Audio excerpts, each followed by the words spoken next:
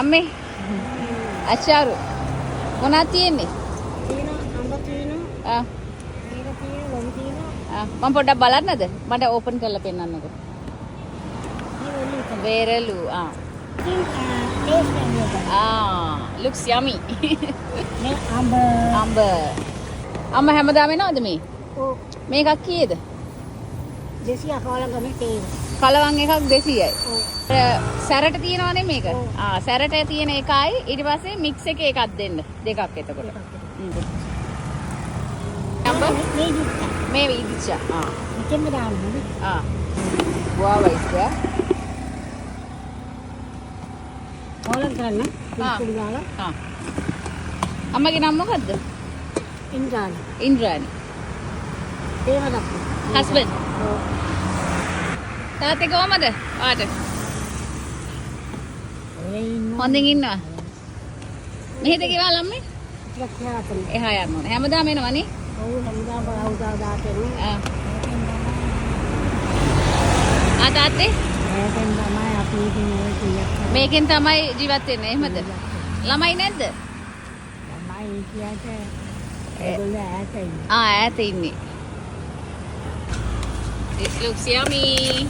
මට ඉස්කෝලේ කාලේ තමයි මේ මතක් වෙන්නේ. ඉස්කෝලේ වල හැමදාම අච්චාරු කකා යනවා. දැන් නම් අර අච්චාරු විකුණන තැන් අඩුයිනේ කොළඹ. කොළඹ අඩුයිනේ. ඔව් පොඩ්ඩක් අඩුයි. ඈතකින් කවුරු හරි වික්කත් තමයි ගන්න පුළුවන්. අපි ඉතින් හැමදාම එනවා. හැමදාම මේනේ. ඔව්.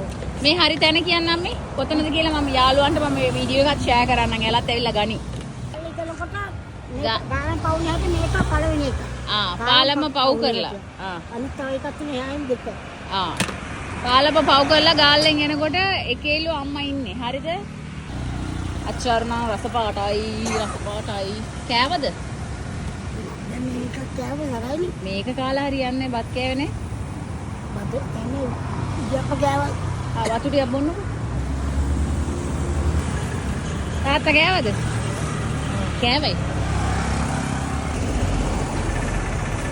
ආපස්සට එන්නේ. අනිවාර්යෙන් එනවා මම. තප්පරයක් ඉන්න. අම්මේ මගේ ගාන 400යි. ඔව්. දැන් 400ක් තියෙනවා. ඒකත් එක්ක මං ගාව මාරු මෙච්චරයි තිබ්බේ. මේකත් දීලා යන්න කියලා.